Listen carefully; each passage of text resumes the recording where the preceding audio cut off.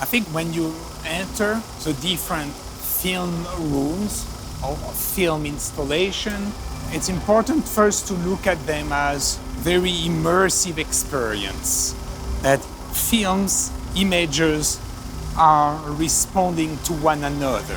So I'm not going to go around and give you a talk on each film. I think what's important is that you enter and you let the images work on you. But not only the images. I think there is another part of their work which is very important. And that's why we're here shooting in the middle of this noise. Because the sound, this very kind of outdated sound that many generations do not know anymore. They do not know how to make a tartan image just with light and gel. They do not know how to make a photography out of a camera obscura. We have forgotten the basics almost of making an image.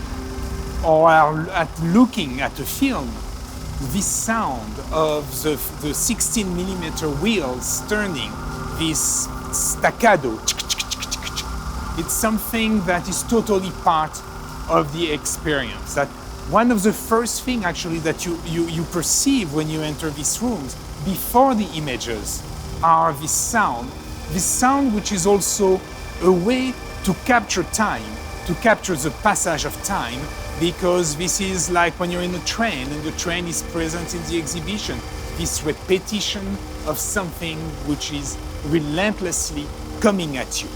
Then when you enter the galleries with the film, then I think you will see very clearly that the different direction that the artists are embracing. For instance, here we are, I would say, in the abstract gallery. You would be in a painting show, that would be the room of abstraction, when you have the tartan film, and you've seen the tartan already when you enter the exhibition with the photography.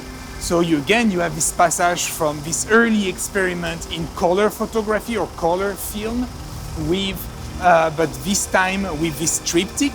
I think it's interesting that it's a triptych as well, because that's also a pictorial model.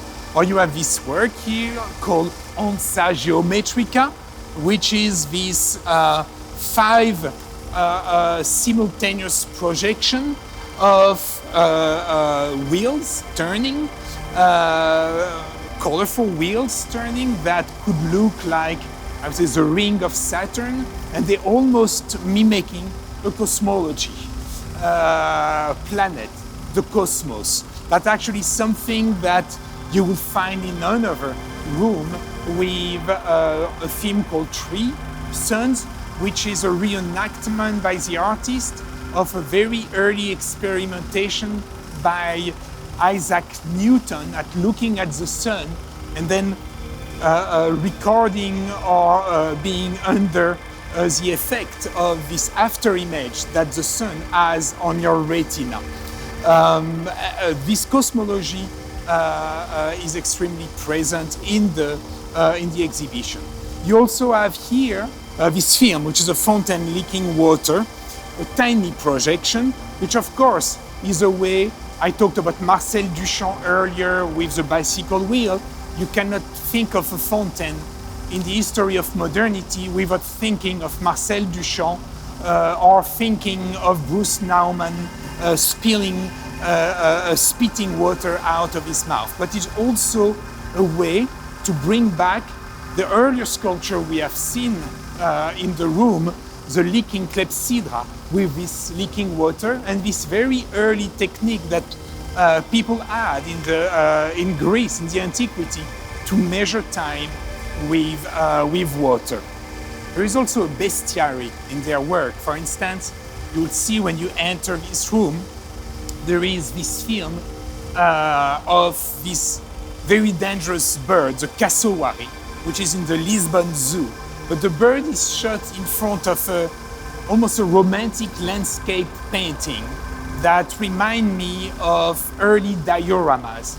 Dioramas are exhibition in a box that were done very early in the history of museum to represent either nature or historical events.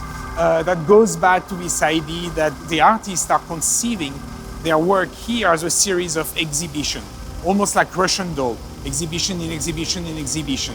This cassowary bird in this diorama is almost by itself, this image, this film, an exhibition. As well, actually, as next to it, you have another diorama with the object and the dancing rope hanging in the space, which is the object of a series of photography that precede the entrance of this room, where you see black and white little photography of this diorama made out of plastilin. Some are funny, some are pure exhibition, some are visual experiments that were first done in plastilin,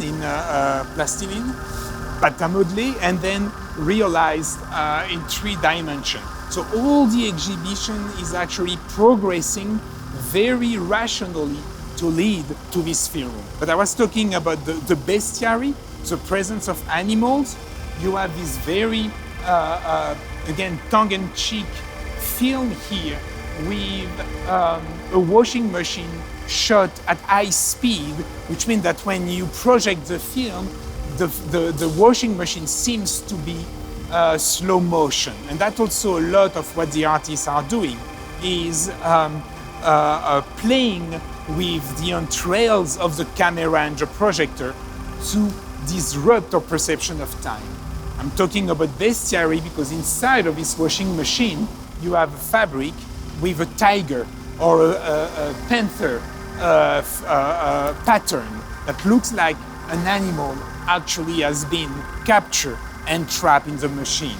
Again, the last animal here, there is a film where a very almost ritualistic film, and we'll see that the notion of ritual is important, where the stonefish is being cut open. And the stonefish is actually known for being very dangerous, like the cassowary. It's one of the most dangerous animals for humankind because as you eat it, there is poison inside, and if you eat the poison, actually you do not survive.